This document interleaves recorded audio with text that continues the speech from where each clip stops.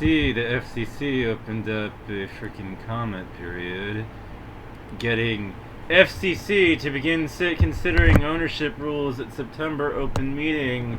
The FCC will consider a notice of proposed rulemaking regarding the current ownership caps at its September open meeting on September 30th. The Commission will be considering the 2022 quadrennial review of media ownership rules. The FCC Chairman Brandon Carr said we will be seeking comment on the local radio ownership rule, which limits the total number of radio stations which may be commonly owned in a local market, the local television rule, which limits a single entity from owning more than two stations in the same local market, and the dual network rule, which prohibits a merger between or among the four broadcast networks. Ugh, already too much. So I got to post this, which, talks about the failure of competition under the 1996 Telecommunications Act. Dig in, people, go get your drinks. The Telecommunications Act of 1996, or the 1996 Act, replaced the regulatory framework of a monopoly era with a radical deregulatory approach that promised new consumer benefits through competitive market forces. The new competition has never arrived, in large part because politicians, regulators, and antitrust officials have allowed the telephone and cable companies to kill it. As a result, consumers are faced with few choices and high prices for many telecommunications services in today's marketplace. Supporters of the 1996 Act assumed that the regulation would spur competition even in markets where competition has never existed or was just unfolding, and prematurely relaxed ownership limitation while regulators allowed mergers based on theoretical and potential competition that has never materialized, and that never materialized. The SB, AT&T, and Verizon / MCI mergers, that didn't work out, basically. And the consolidation in the telecommunications industry hasn't gone too far, which was heard, before the subcom on antitrust and business rights and competition of the senior commission on the judiciary the 105th Congress in 1998. This was, the citations here. This anti-competitive atmosphere has led to consolidation in the form of mergers that mostly recently eliminated the two largest competitors of the already consolidated bill giants and permanently undermined the last vestiges of good intentions behind the 1996 Act. Instead of the predicted nirvana of a free and open market with numerous options for consumers and flourishing technology, we have a concentration in little marketplace choice. Today, virtually all consumers have at most two choices for a full package of telecommunications services: the local telephone company or the cable company. After more than a decade, the cable and telephone industries remain highly concentrated, and the numbers tell the stories.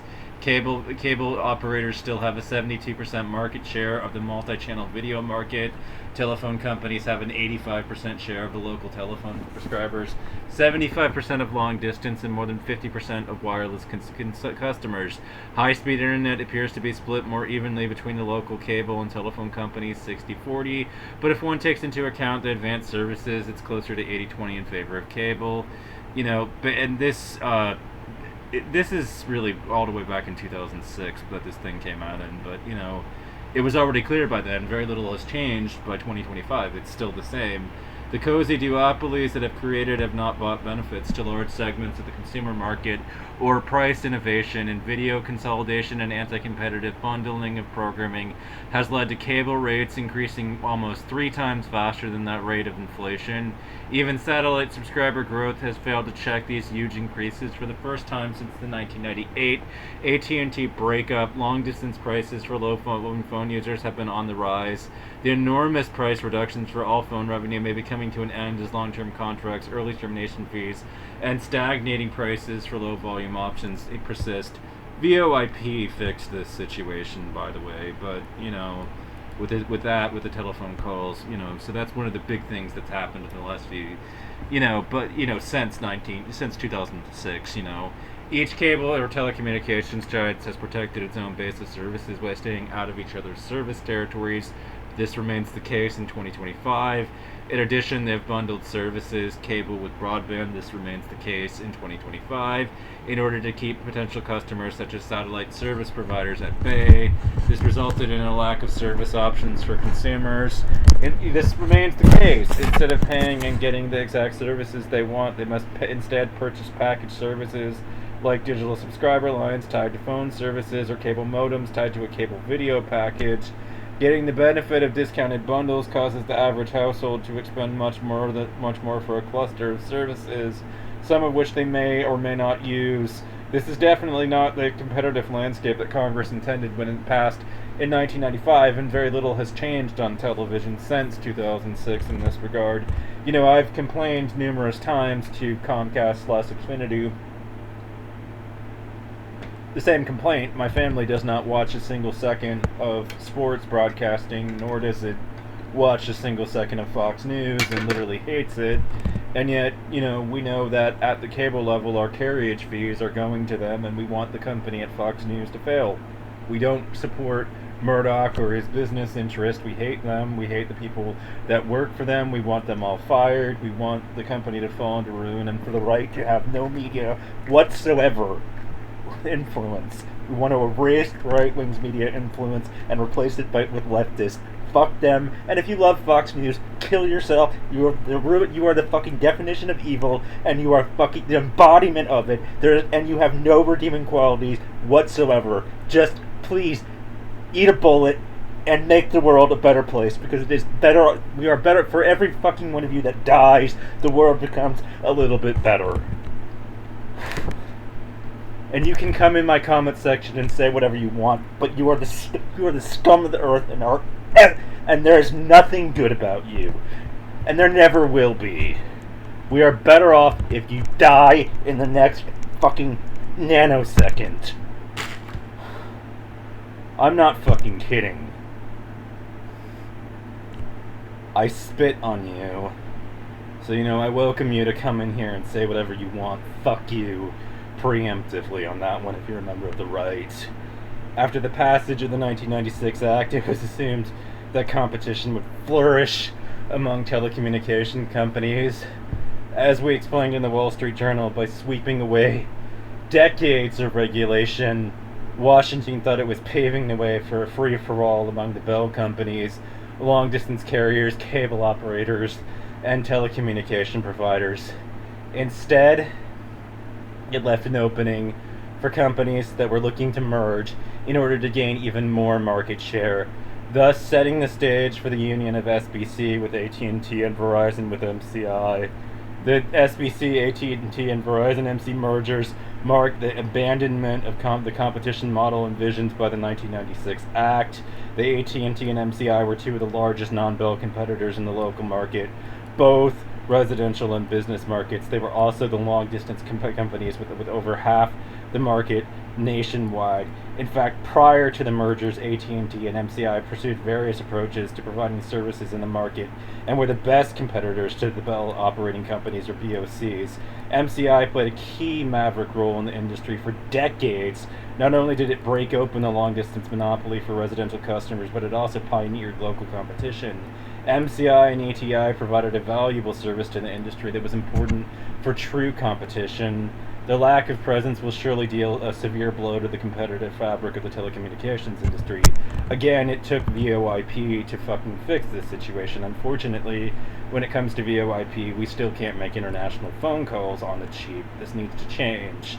Similarly to the aforementioned phone mergers, the pending Comcast, Time Warner, and Adelphia transactions work in a similar milestone in the cable industry. The two dominant cable operators will control close to 50% of the national multi-channel video programming distributor, or MPVD market, which includes all pay TV providers, within 60% of the cable market. It is simply, cord cutting has become a thing, obviously, as well, which is great and everything, and it also makes things better for those few of us that still subscribe, but still, things have gone from good to shit. They've been shitified because now all the smaller players like Netflix have been, revoking their bundling and trying to split into 10 million different services, causing those of us who pirated to dust off our pirate flags and get back to it.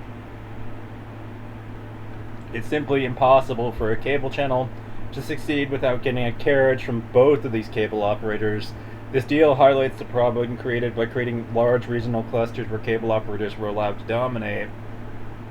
The impact of the 1996 Act on consumer prices has been mixed at best. Indeed, since its passage, cable rates have actually soared, measured on a per-channel basis.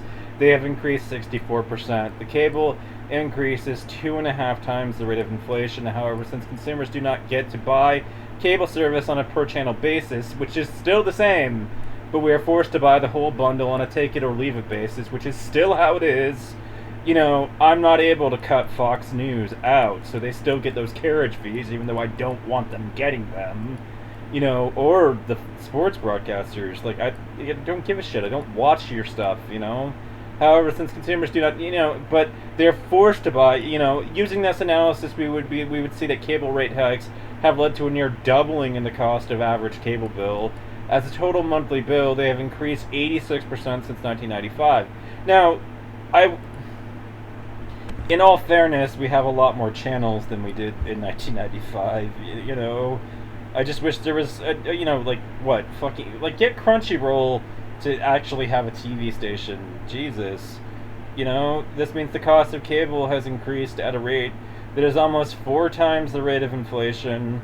These swelling rates are not just affecting consumers who buy cable local phone rates, which are still regulated, increased at about the rate of inflation.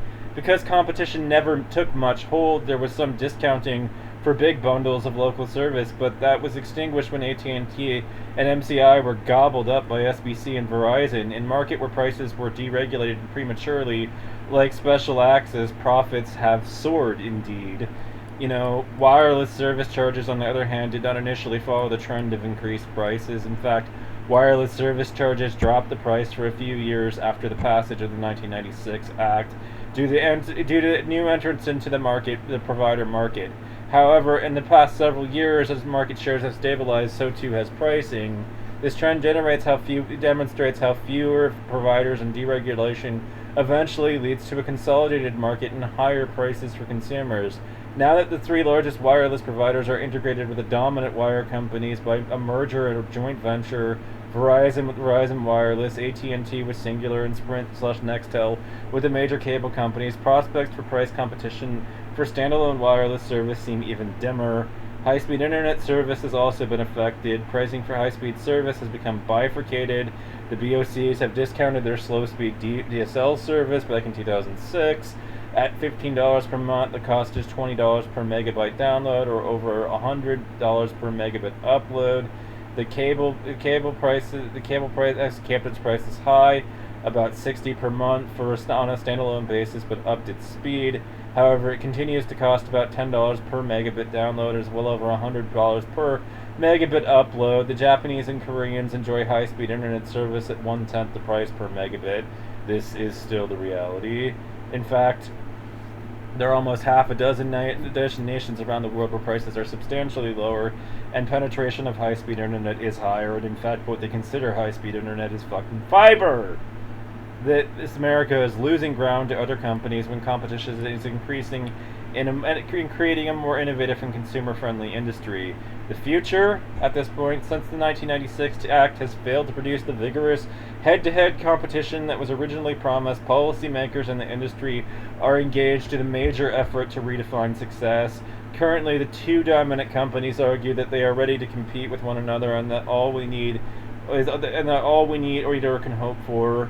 The policy they push for at Congress and at the FCC as a response to the failure of the 1996 Act proposes only to give up on the model of promoting new entrants into the communications. It aims to repeal the fundamental principles on which the telecommunications were built in the past century. Now that there are 2 end-to-end networks instead of 1, they propose a repeal of the obligation and non-discriminatory interconnections and carriage, which was first written into U.S. communications law almost 100 years ago. Each of these networks would be allowed to discriminate or be given a virtual free hand to decide terms and conditions of the interconnection between networks and carriage of traffic on their networks. However, the same companies that predicted vigorous competition assure us that competition dissuades them from discriminating. There is nothing in their past behavior that would support this claim. There are some positive results that did occur within the deregulatory atmosphere. While new entrants to the telecommunications field were ultimately throttled by the incumbent network operators, they did make a major contribution to the telecommunications landscape. As theory predicted, they were the source of immense innovation. As the new competitors entered the industry, they sought to find niches in which they could survive. As a result, they introduced new business practices, e.g. electric back office operations, led the way in deploying new facilities, example given DSL, and developed new applications, i.g. voice over internet, VoIP, driving incumbents to emulate the innovation, but they were allowed to extinguish the competition. The great danger is that Congress is being, like I said, part of the problem with VoIP is that, there are very few that would allow us to make phone calls internationally on the cheap. The great danger is that Congress is being pressed to declare the duopoly environment a victory and lock it in with policies that enforce the power of the two incumbents. However, without the threat of a new entry, the flow of innovation will stop. In 1996, Congress assumed that new entrants could work their way into the market, thus forcing the incumbents to become more competitive outside their regions. Whether it was the 1996 Act's designed as claimed, or some faulty implementation as thought by others, the current reality is that the facilities-based competition for residential consumers is very severely limited. The incumbents have shown that they have a strong incentive to exclude competition and foreclose access to their networks. Because network owners have market power and franchise services to defend, there is no reason to believe that they will change this behavior. More than the telecommunications networks are at risk, the open nature of the internet could become undermined too. The internet was conceived and administered as an open communications entity as a matter of policy.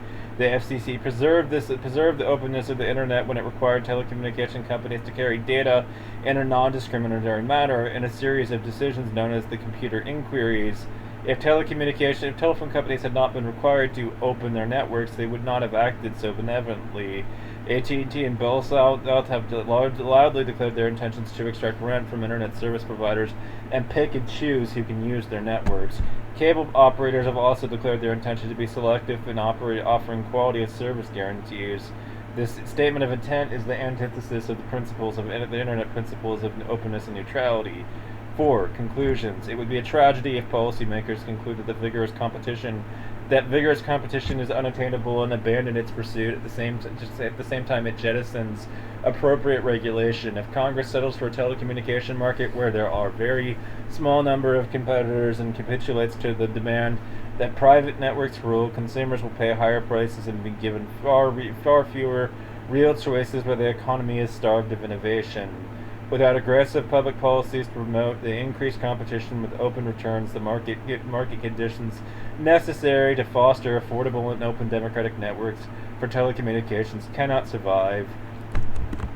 So into Notepad, my document goes, so that it can be put in the underbar and you can review all the fucking citations and track them down yourself. I submitted a comment linking to this. I said, the Telecommunications Act of 1996 was a tragedy. It should be fully repealed. No broadcast should be able to own anything more than one broadcasting station on one type of media, and this should apply retroactively all the way back to January 1st, 1996. The supporters of this travesty said it would increase competition, and yet all we have seen or received is a consolidated market where Cumulus and iHeartRadio have bought up almost every station in the country. In 1996, I had a boombox in my room. I listened to KKRZ. Back then, Top 40 radio only meant Top 40 locally. Now it's syndicated nationally. It's lost almost all of its local character, and quality has gone to, I wanted to say absolute dog shit, but I, censored myself. Absolutely god-awful. Some of the worst noise you could ever fill your vehicle with. I hate it. I literally hate it. I consider the pirate operators the heroes, the FCC the villain for enforcing the duopoly of iHeartRadio and Cumulus's licenses. It should revoke all of them down to one for each, one for the entire company. And that is in all markets in the entire country combined into one supermarket, is what I mean, you know? The whole country is so they get one station across the entire United States in all 50 states. You know, so if they have it in one, they can't have it in any other state. Period. One for the entire company. Further, it should set their licenses in stone and say that anybody that works there cannot start a new company, and that they are forbidden from doing this, you know, whatsoever. They can't splinter in any way. You know, all the people are permanently enjoined, and this is the only company they can ever found forever, as long as they live. All their employees can no longer do it, so that they can't start a new one in order to, you know, make an umbrella company. It should revoke all of them down to one. I recently got an Android phone and the ability to use Android Autoplay, so now I sync to Pandora and listen to zero nanoseconds of public radio over the entire year, and I'm never coming back to it. I've cut these idiots out. They are not music buffs. As we know of Red Cumben, this cockroach, who the only good thing he ever did was die. He was the founder of Clear Channel, and he was a used car salesman. Not a music buff. Somebody that only cared about the Benjamins. You know, they've ruined my childhood station, and they've ruined public radio. You know, I have little hope that under the current leadership, since it's, you know, basically under Republicans, that sense will be reached. But let these comments be preserved for history. iHeartRadio is some of the worst radio I've ever had the misfortune of listening to. I certainly do not heart radio. I hate radio. I saw their rebranding gams from Clear Channel, and I'd like to dedicate Leftover Cracks Clear Channel Fuck Off to iHeartRadio. Once again, you are the ruiner of all things good, and the FCC enforces your monopoly. Not the FCC enforces your monopoly, makes them the villain. You have the reverse Midas touch. The FCC should immediately bring back limits and retroactively apply them all the way back to 1995. The market's become far too consolidated, and despite competition from the internet, terrestrial radio remains far too powerful. Do your fucking job and rein in this monopoly. I really meant duopoly, but whatever.